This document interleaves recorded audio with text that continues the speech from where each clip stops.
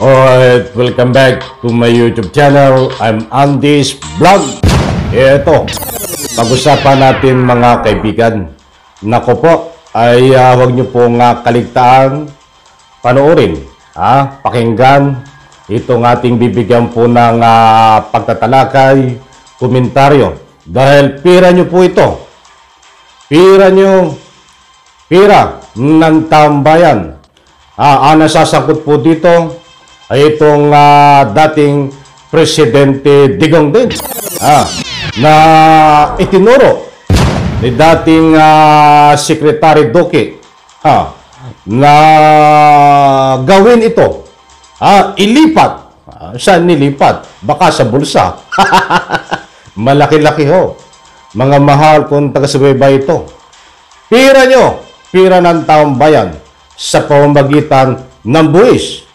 47.6 billion. Naku po, ano ang nangyari, mga kaibigan? Iyan po lahat ang ating tatalakayin. At kung bago pa lang po kayo sa aking maliit pa na YouTube channel, inaanyayaan ko po kayo. Please subscribe. Sabay-sabay po nating i-like ang video na ito kung nagustuhan nyo po. Shout out po sa lahat. At palakpakan muna mga kaibigan, pampagana. At kumusta po kayo? Maraming salamat sa lahat ng suporta, patuloy na suporta. Huwag na natin po itong patagalin mga kaibigan. At para naman sa lubos nyo na lalong maunawaan, ay gusto ko pong samahan nyo po ako kapag may pagkakataon kayo na pakinggan, panoorin itong ating bibigyan po ng komentaryo pagtatalakay na 47.6 billion. Nako po, napakalaking pira nito. Pira nyo, pira ng taong bayan sa pamamagitan ho ng buwis. Saan napunta? Ito ho, mga kaibigan. Duque, itinuro si dating Pangulong Duterte na nag-utos na ilipat ang 47.6 billion punto sa DBM. Naku po, malaki-laki ito. At bakit mo nagawa, dating Presidente Digong, na ilipat yan? Yan po ay illegal. Bagamat ito po ay usaping napakalaking pera, karapatan nyo po na kayo ay magbigay ng anumang komento dito. Dahil alam ko po sa atin, katulad ko, ako po ay isang mahirap din. Kahit po ako ay isang mahirap, ay nagbabayad din po tayo ng buwis. Mga bumibili po tayo ng common na pang-araw-araw na ginagamit. Ay yung iba ho ay may buwis. Mga kaibigan, may tax. Like for example, gasolina. Nagpapagasolina tayo, may tax. Marami pong paraan kung saan kinuha itong 47.6 billion sa pamamagitan po ng buwis at tax ay kung saan po napunta. Ito po ay galing sa taong bayan. Muli kong inuulit, sa pamamagitan ng buwis. Ituloy po natin. Ibinunyag ni dating Health Secretary Francisco Duque III na si dating Pangulong Rodrigo Duterte umano ang nag-utos sa paglipat ng 47.6 billion na pundo ng Department of Health sa procurement service ng Department of Budget and Management para sa pagbili ng mga medical supply sa COVID. Nako po, nagkabistuhan na. Lumalabas na ang baho. Ano ka ngayon? Paktay ka ngayon. Dating Presidente Digong, binagsakan ka na.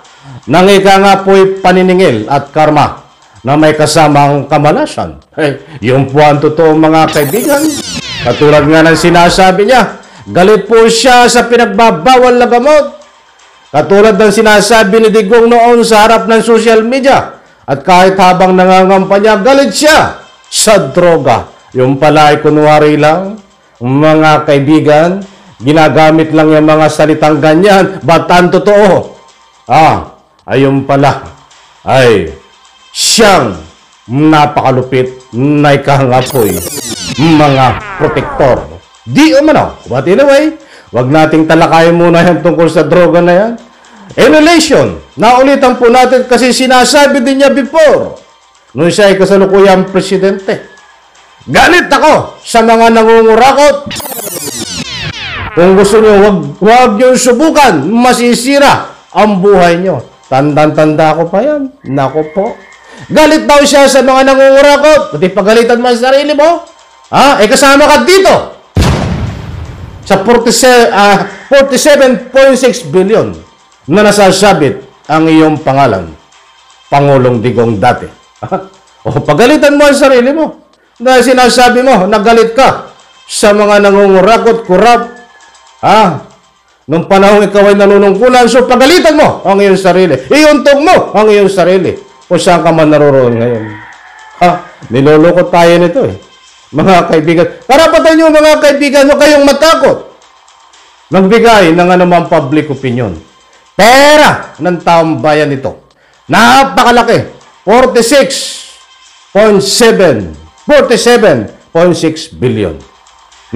Saan ginamit? Ang naiipit po ngayon ito dating Secretary Duque. Dahil nagkaroon po ng pag-audit, overprice itong pinambili ng kagamitan dito sa COVID, katulad hunong. Ika nga po, basta kagamitan, alam niyo na po yun. May ginagamit sa pagturok, at iba pa sa mga swab test, lahat po ng kagamitan. Overpriced so. That's why, ito nga si Duque ho, ay nagkaroon po ng kaso, diyan po, sa ika nga po'y ombudsman, mga kaibigan. Naku po, matindi ito. That's why, nilaglag nga. Dahil naiipit na si Duque. Tinatanong kay Duque kung saan ginamit ang 46.7 billion. Kaya sinagsabi siya po ng pawang katotohanan na inutos ni dating Presidente Digong na ilibat dito sa nasabing ahensya para ipambili ng kagamitan ho nung nakaraang COVID. But ang tanong at napakalaking katanungan, overprice ang lumabas sa investigasyon. Kaya napakalaki ho ang kinita dito, di umano, ng dating Presidente Digong kasama ang kanyang mga kasangkot. Di po ba? Pinaikot tayo. Pinaikot tayo. Galit ako sa kurap. Galit ako sa mga magnanakaw. Sa Republika ng Pilipinas, siya pala yun. Mga kaibigan, huling-huli na. Galit ako sa droga, siya pala yun. Ang protektor di umano. Galit ako sa korupsyon, siya pala. Ayun ang pinuno. Naku po, binagsakan ka ng ikangapoy. Iyong mga pinagsasabi ay tumama sa iyo. Tinamaan ka ngayon, Duterte. Mga kaibigan, ang gusto po nating ipunto dito, ito po ay iniimbestigahan diyan po sa Kongreso. Ito ang lumabas, mga mahal kong taga-subaybay, na diretsang itinuro si Duterte, nilaglag nitong si Secretary Duque na siya nag-utos na ilipat sa ibang ahensya ang 46.7 billion at nang sa ganon, ibili ng kagamitan sa COVID. Naku po, kawawa ang mga tao noon, pinagkakitaan nyo pa, naka-lockdown na nga. Yung iba ay namatay na sa COVID, pinagkakitaan nyo pa. Ngayon na saan napunta? Halimbawa yung iba ay binili. Overpressure, napakalaki. Bilyones ang tinubo at kinita nito. Ang mastermind ay itong nag-utos na dating Presidente Digong. Mga kaibigan. Naku po, mahabang talakayan to. Mga kaibigan, bilisan ko na. Ngayon po ay may hearing diyan sa Kongreso. Dapat po hindi ito basta hearing lang. Na pinangalanan itong si Duterte. Muli kong ulitin, dapat to, ito ay hindi dapat hearing lang. na pinangalanan na siya nag-uto si Duterte. Dapat magkaroon po dito ang ngipin diyan sa Kongreso na ika nga po ipatawag itong si dating Presidente Digong dahil nasasangkot po ang kanyang pangalan direkta na sinabi na inutos ni Digong para ilipat itong 47.6 billion. Kung maalala niyo ho, itong hearing diyan po sa Dragon War, tinalakay po natin yan, nandyan po ang banat ko, nandyan po ang komentaryo ko, mga kaibigan, sa mga upload natin, na sabi ko nga ho, dapat hindi na kayo nag-hearing diyan sa Dragon War kung hindi nyo kayang ipatawag diyan sa Kongreso itong ikang tinuturong utak na si Digong at siyempre kasama itong si Bato. Hindi nga pinatawag mga kaibigan, useless. Bakit pa kayo mag-hearing? Sana hindi po mangyari ito dito sa Kongreso na pinangalanan na si Digong tungkol dito sa 47.6 billion. Kung papangalanan nyo lang po ito, kayo nandiyan sa Kongreso at hindi nyo ipapatawag, nako po, walang pong ngipin, walang dignidad. May dignidad man, napakababa. Wala kayong ika nga po pinaglalaban dito pag nagkataon. Puro kayo sa chat lang diyan. Ipatawag nyo kung kayong ipatawag. Pinangalanan na nga eh. Paano pa?